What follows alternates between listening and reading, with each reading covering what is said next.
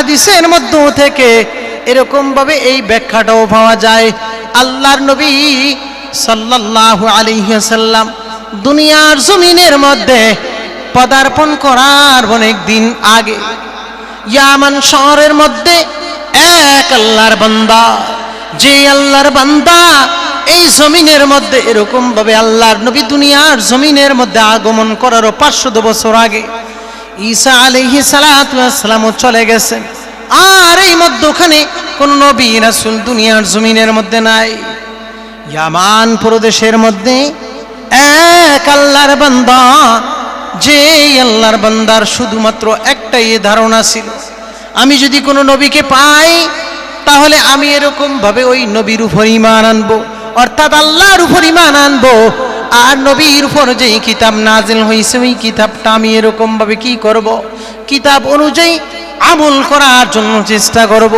ওই যুবক ইয়ামান প্রদেশের মধ্যে নাজরান শহরের মধ্যে সকাল আর বিকাল, সকাল বেলা যায় কাজের সন্ধানে, গরিব হওয়ার কারণে বিকাল বেলা যায়। এইভাবে যেতে যেতে একদিন হয়ে গেল, 2 দিন হয়ে গেল, 3 দিন হয়ে গেল, কাজের কোনো সন্ধান নাই। আল্লাহর বান্দা যুবক কি যেন বাজারের মধ্যে এরকম কাজের সন্ধান না পাওয়ার কারণে 3য় দিন মাগরিবের নামাজের আগে একজন রাজা, যে উজির ছিলেন, উজিরের জন্য একজন খাদেমের বড় প্রয়োজন। ওই উজিরের কাজ হলো দিনের বেলায় তার মালিকের বাড়ির বাসস্থানের সামনে বসে বসে দারওয়ানগিরি করবে, আর রাত্রি বেলায় তার নির্দিষ্ট একটা সময় আছে, ওই সময় অনুযায়ী মালিকের এরকম বাজার করে দিবে, খেদমত করবে।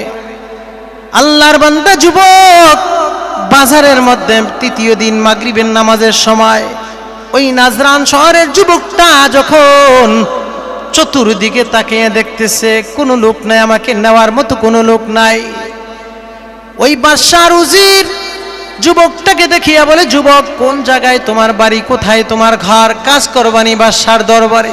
বলে হ্যাঁ, গরিব হওয়ার জন্য কাজ করব, সংসারের মধ্যে একজন বৃদ্ধ মা আছে, আমার বাবা তো ছোটবেলায় ইন্তেকাল করে চলে গিয়েছে। ওই যুবকটা আল্লাহর বান্দা, ওই মালিক যখন তাকে বাড়ির জন্য নিয়ে আস, যুবক দিনের বেলায় দারোয়ান করে গেটের সামনে দাঁড়িয়ে দাঁড়িয়ে কাজগুলার আঞ্জাম দেয়। রাত্রের আধারে যুবক আবার এরকম কাজকর্ম করে, যখন তার নির্দিষ্ট ঘুমের সময়টা হয়ে যায়, যুবক কি যেন ঘুমায় না, নিজে ঘুমায় না।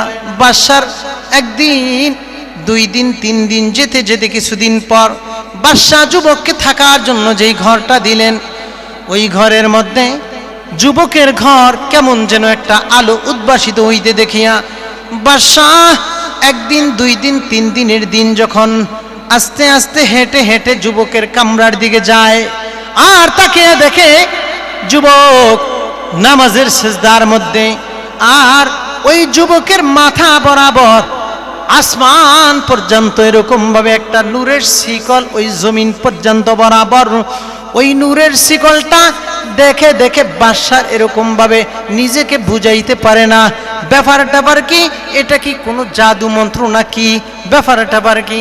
এবার 3য় দিন চলে গেল, 4র্থ দিন বাদশা তার স্ত্রীকে নিয়ে ওই যুবকের কামরার দিকে আসলেন।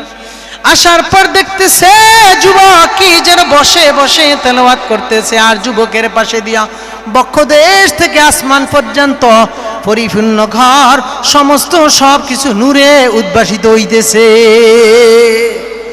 বাদশা ডাক দিয়া বলে, এটা কি মুজিজা না মন্ত্র, আমার তো কোনো বুঝে ধরে না।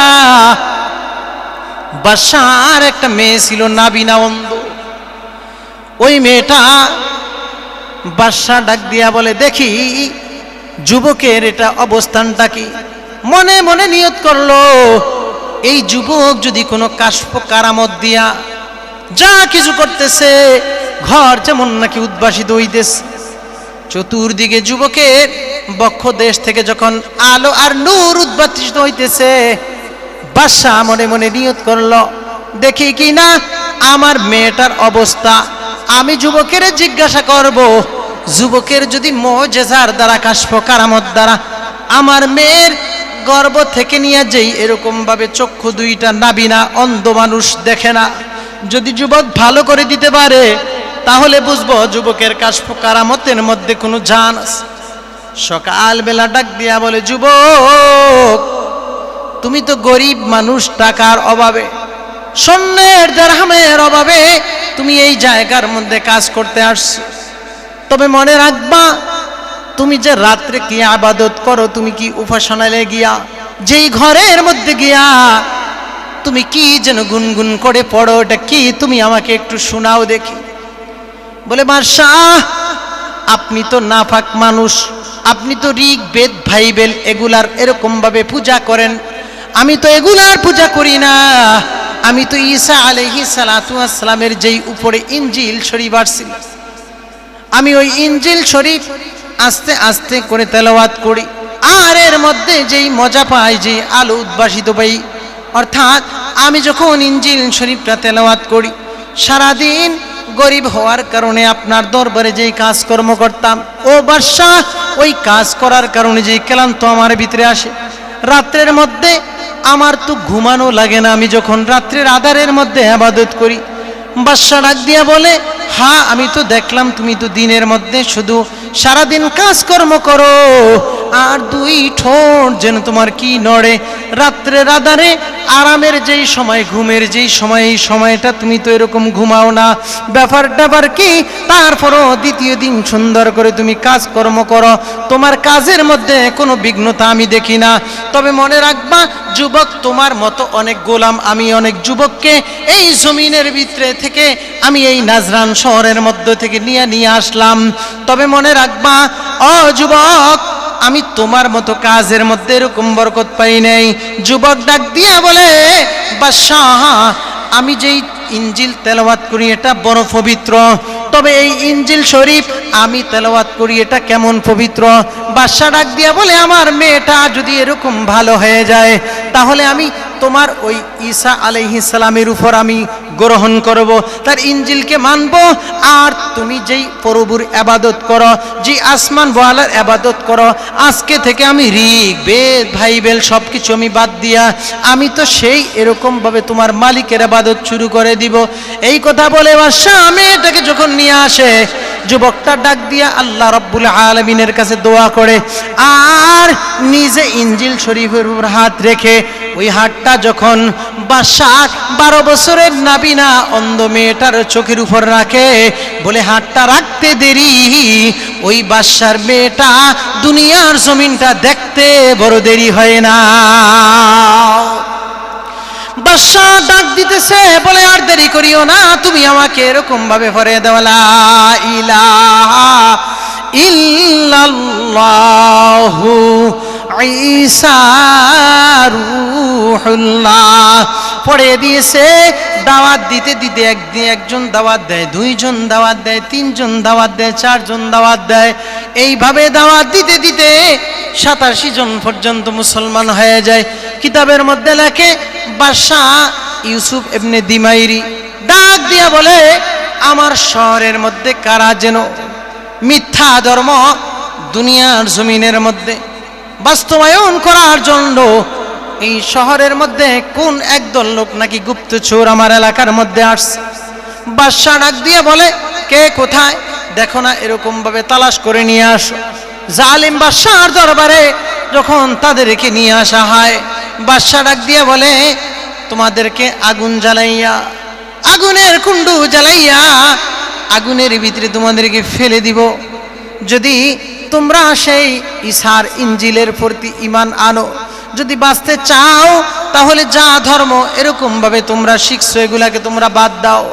আর যুবক ডাক দিয়া বলে, না না, বরং তাদের মধ্য থেকে একজন দুইজন এমন করে করে ঝাঁপিয়ে পড়ে আর সকলে এরকম ভাবে উঠে যায়।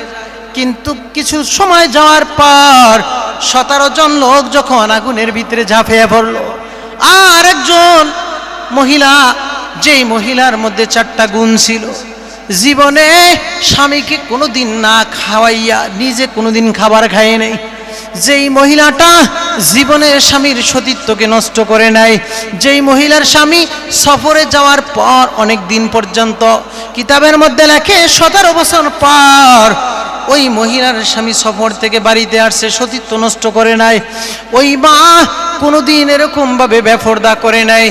এমনকি ওই তার স্বামী সফরে জেহাদের ময়দানে যাওয়ার কারণে কোনোদিন নিজের বাড়ির মধ্যে এরকমভাবে কোনোদিন বাবা আর মাকেও দেখতে কোনোদিন আসে নাই স্বামীর অনুমতি ছাড়া। এই গুণগুলা আদায় করনেওয়ালা মহিলার স্বামী সফর থেকে আসছে, এবার দেখতে দেখতে ওই মহিলাটাও যখন দিন ইসলাম গ্রহণ করেছে, ওই যুবকের হাতে কালেমা পড়েছে, ওই মহিলার কোলের ভিতরে 17 দিনের একটা যুবক ছিল, আর এক রাওয়ায়াতে আছে মাত্র 13 দিন বয়সের একটা যুবক। ওই যে ওই ছোট্ট সন্তানটা কোলের ভিতরে করে আস্তে আস্তে যখন আসলো, আর ছোট্ট সন্তান মাকে ডাক দিয়া বলে, ও মা, এই জমিনের মধ্যে যেই বাদশা যেই আগুনের কুণ্ডু জ্বালাইছে, ও মা, আপনি কিসের ভয় করেন ও মুসলমানেরা? আল্লাহর কুদরতি জবানের মধ্যে ছোট্ট বাচ্চার জবানটা খুলে গেল, আর ডাক দিয়া বলে, মুসলমানের সন্তানেরা, ও আমার কলিজার টুকরা মা, আমি দেখতেছি বাদশা যে আগুন জ্বালাইয়া আপনাদেরকে সবাইকে এরকম ভাবে জ্বালানোর জন্য চেষ্টা করতেছে, বরং আমি যেই আগুন দেখতেছি ওই আগুন তো আগুন না, ওই আগুন হলো জান্নাতের ফুলের বাগান। ছোট্ট বাচ্চাটা ঝাঁপিয়ে পড়লো, সবাই ঝাঁপিয়ে পড়লো, আগুনে কিছু করতে পারলো না, বরং আগুন উঠে উঠে বাদশা ইউসুফ ইবনে দিমাইরিকে সব সিংহাসন জ্বালিয়ে দিয়েছে। ওই নেককার মহিলার কারণে, স্বামী ভক্ত আল্লাহ বলা ওই মায়ের কারণে, ওই বোনের কারণে আমার আল্লাহ তাআলা সমস্ত মুসলমানদের বিজয় শুধু দান করে না হয়, কিতাবের মধ্যে লেখেন বরং ওই যুবকের মেহান্নতের কারণে ওই জামানার একদল যুবক এরকম মুসলমান হইয়া আমার নবীকে দেখার জন্য মদিনা পর্যন্ত আমার আল্লাহ পৌঁছে দিয়েছে। ওই আল্লাহ আছে না নাই? ইন্নাল্লাযীনা ক্বালু রাব্বুনাল্লাহ, এদের মধ্য থেকে ওই যুবক, ওই মা, ওই বোন যে নাকি একমাত্র ডাক দিয়া বলবে আমার রব আল্লাহ, সুম্মা ইসতাকামু, রবের দাওয়াত দিতে গিয়া, রবের তালকিন দিতে গিয়া যখন এরকম ভাবে কষ্ট মুজাহাদা করে আর কষ্ট করে করে যখন সামনের দিকে এরকম ভাবে অগ্রসর হইতে থাকবে, আমার নবী জানিয়ে দেয়, আইয়ুমা ইমরাতিন মাতাত ওয়া যাওজুহা আনহা রাদিন দাখালাতিল জান্নাহ। নবী আমার, মদিনার নবী জানিয়ে দেয়, ও মায়েরা, কোন মা কোন বোন যদি জমিনের থেকে চলে যায়, যাওয়ার পর স্বামী যদি এই কথার সাক্ষী দেয়, ও আল্লাহ, আমি এই মহিলার প্রতি, মায়ের প্রতি যদি রাজি হয়ে যায়, নবী বলেন ওই মা বোন দুনিয়ার থেকে বিদায় নিতে দেরি, জান্নাতে যাইতে ওই মায়েদের জন্য কখনো দেরি হবে না। এরা কারা? এই জন্য দুইটা ভাগে বিভক্ত করেছেন। সূরাতুন নিসার 23 নম্বর আয়াতে কারিমার মধ্যে আমার আল্লাহ জানিয়ে দেয়, ওই মায়েদের মধ্য থেকে, ওই বোনদের মধ্য থেকে একজন যুবক জমিনের মধ্যে 14 জন এরকম ভাবে মহিলার সাথে দেখা দিতে পারবে, যেই মহিলাদেরকে বিবাহ করা হারাম।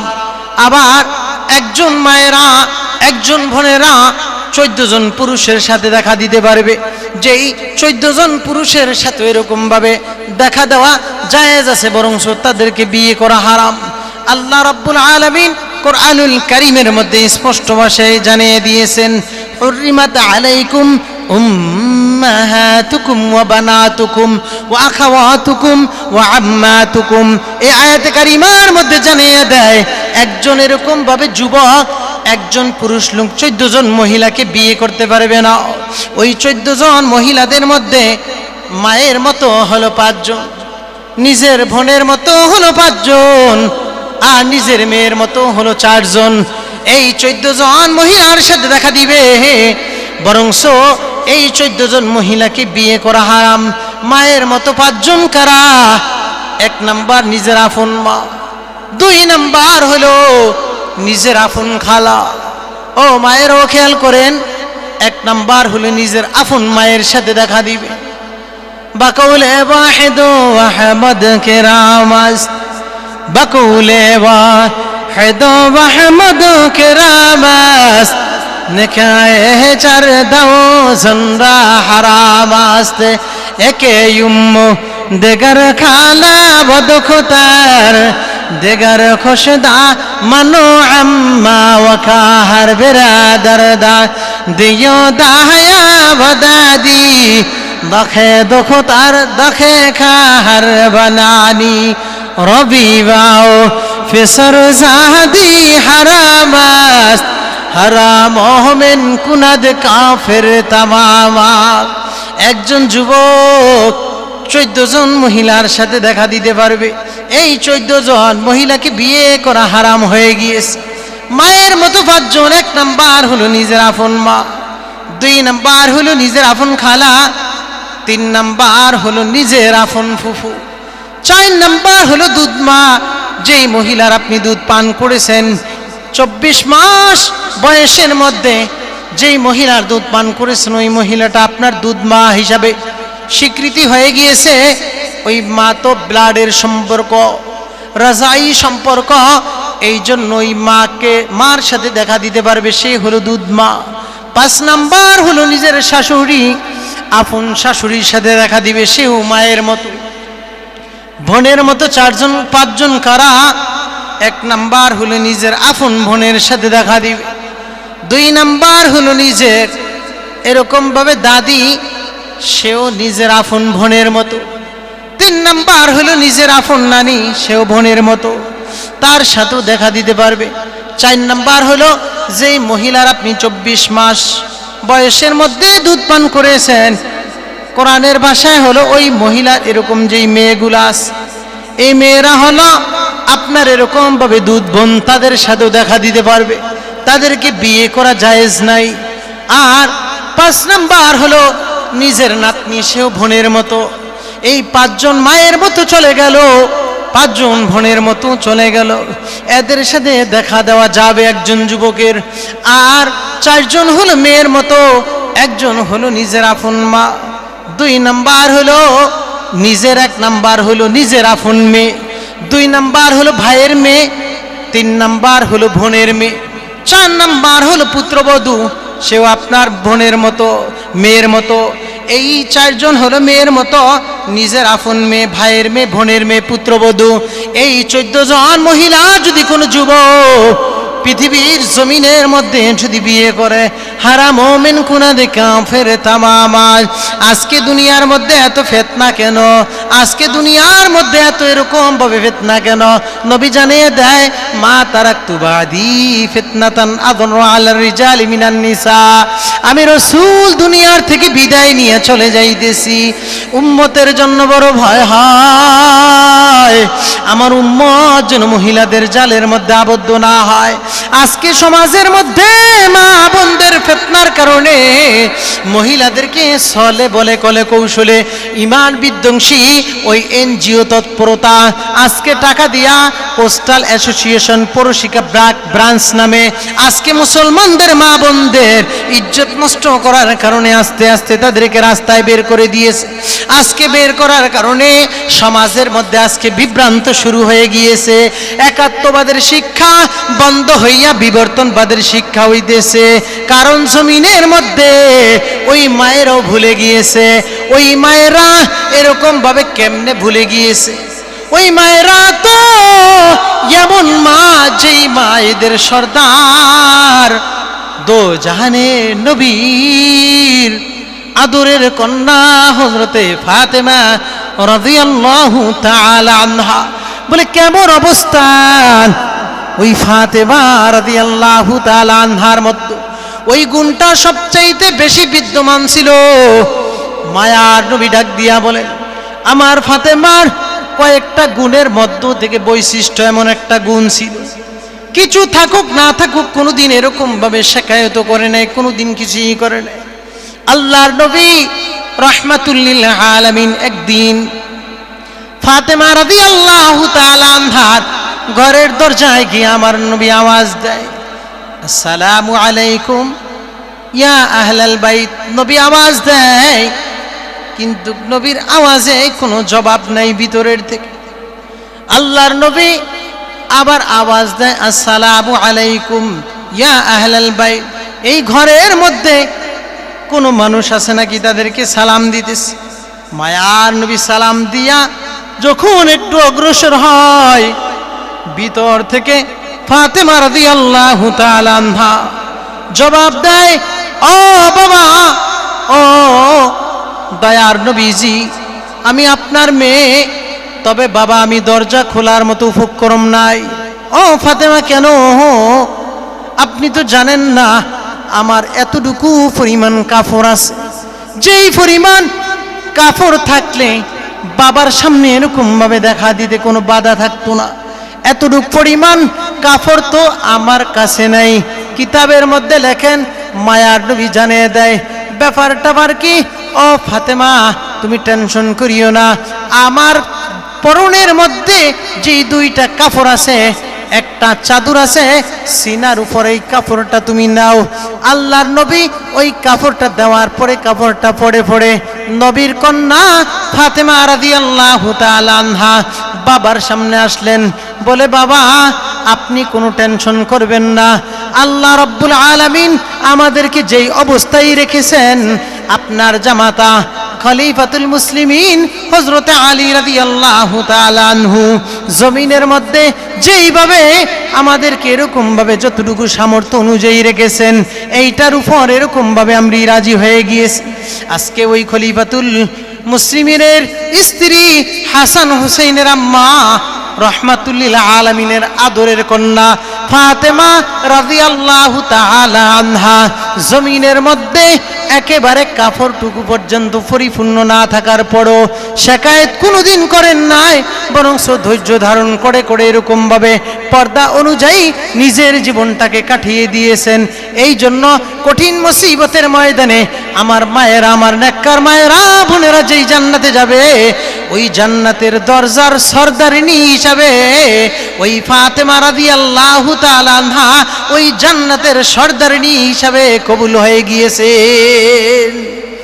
এই জন্য বলি, ওই মায়েরা খুব সাবধান।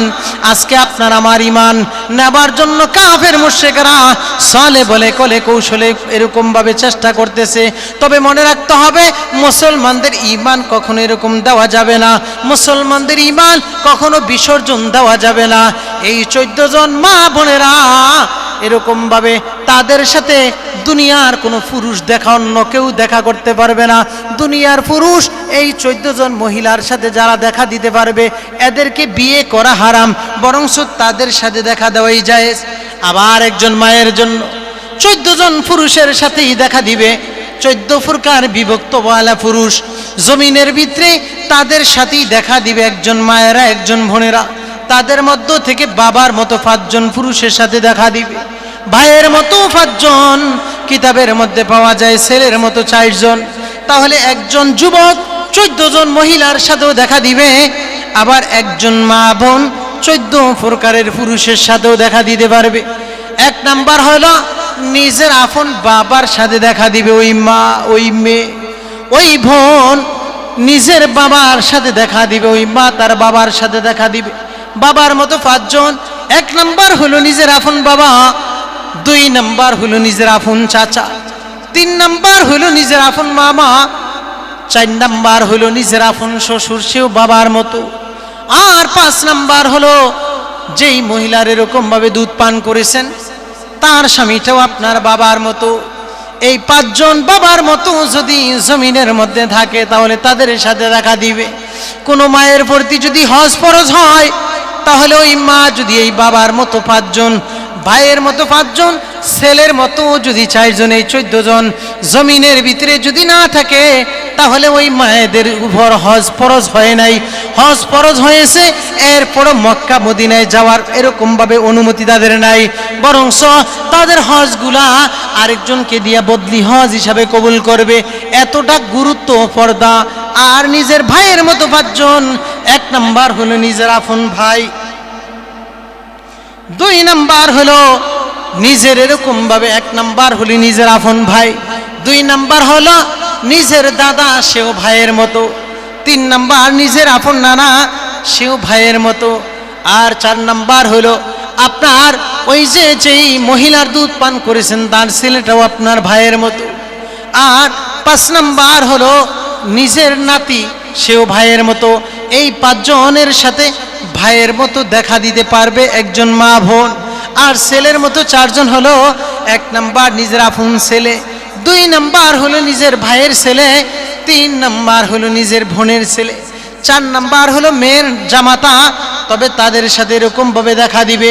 এই অবস্থানটা কারো ভিতরে যদি হয়ে যায়, মায়ার নবী জানিয়ে দেয় ওই মহিলা জমিন থেকে চলে যাবে, ওই বোন জমিন থেকে চলে যাবে, ওই মা জমিন থেকে চলে যাবে।